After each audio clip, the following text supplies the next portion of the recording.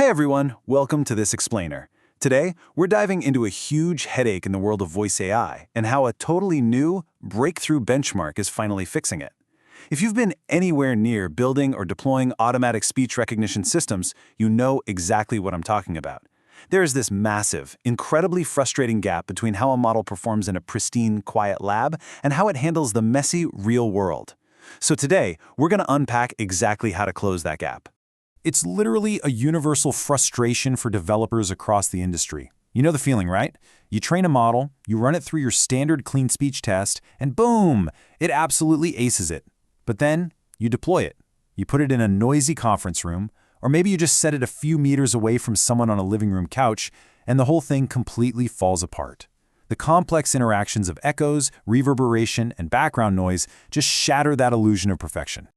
So here's our roadmap for this explainer. We'll start by defining the ASR reality gap, introduce FFASR, look at how we simulate acoustics, cover benchmarking best practices, discuss the speed-accuracy trade-off, and finish with how to integrate this into your workflow.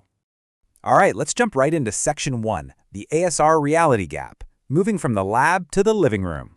There's just a stark contrast between near-field audio and far-field acoustics. Near-field is your clean, dry audio.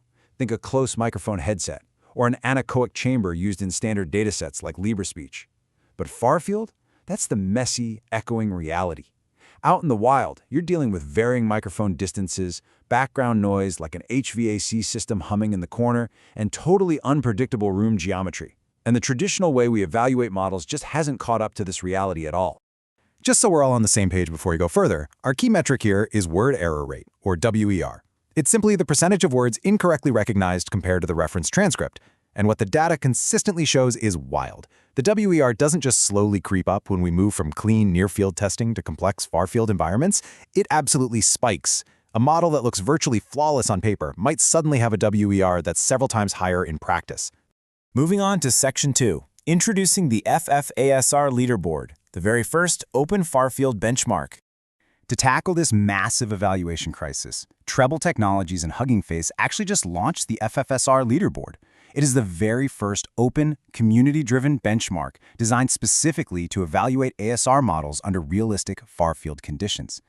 Honestly, this is a total game changer. Why? Because it finally gives us an open, standardized way to measure real-world acoustic degradation across different models. Instead of keeping this kind of testing locked away inside proprietary corporate pipelines, developers now have a shared, realistic baseline to optimize against. And they didn't just use one or two boring test spaces to build this robust dataset. They simulated speech propagation through 14 incredibly diverse, fully furnished spaces. We are talking everything from a tight 20 cubic meter bathroom all the way up to massive 470 cubic meter restaurant spaces, plus classrooms and living rooms in between. This variety ensures that models are being tested against all sorts of acoustic signatures, including crazy high reverberation surfaces and overlapping speech. Which brings us to Section 3, simulating real-world acoustics. Let's look under the hood of the hybrid engine. Now, collecting physical far-field recordings across that many room types at a massive scale, that would be prohibitively expensive. So instead, Treble uses this incredible proprietary hybrid wave-based simulation engine. Basically, it combines a wave-based solver for low to mid frequencies with geometrical acoustics modeling for the higher ones. The result is that it accurately captures super complex physical phenomena like diffraction, scattering, and interference to perfectly mimic real spaces. Plus, it's all built on 2,000 held-out anechoic speech samples, meaning the core test data stays pristine and uncontaminated. Okay, let's look at how they actually evaluate the models across 9 different conditions. You have your clean near-field baseline, and then 3 tiers of far-field signal-to-noise ratios, or SNR. They mix room impulse responses with varying SNR levels, and they throw in transient noises, like someone coughing, along with continuous noises, like an air conditioner running. Seeing that clean baseline next to the far-field results really helps you figure out if a model is genuinely accurate or if it's just super brittle the second the acoustics get tough. All right, Section 4, best practices for benchmarking. Think of this as a mini developer masterclass.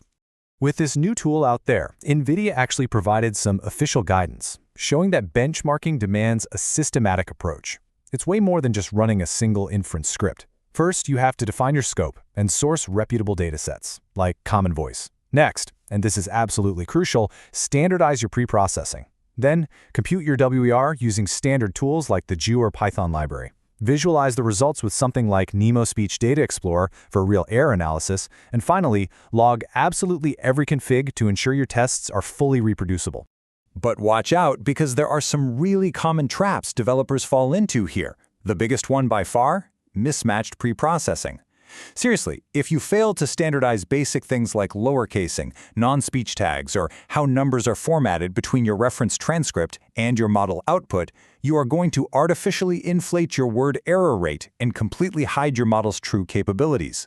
Other huge pitfalls include ignoring speaker turns, comparing WER scores totally out of context, and just relying on the numbers without ever doing a human-in-the-loop review.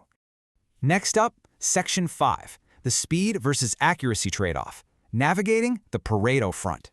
Because let's be real, accuracy is only half the battle when you're going into production. Enter the real-time factor, or RTFX. It's a latency metric that basically measures how many seconds of audio your model can process per second of inference time. On the FFASR Leaderboard, this is strictly evaluated using an NVIDIA L4 GPU under identical conditions for everyone. And this metric is absolutely vital because the most accurate model in the world is totally useless if it's too slow for live deployment. By tracking your WER and your RTX side by side, you can actually visualize this trade-off on a Pareto front. You might need maximum precision, and you're willing to accept a really slow speed. Or maybe you're building for edge inference, and you demand lightning-fast speed even if the accuracy drops a bit.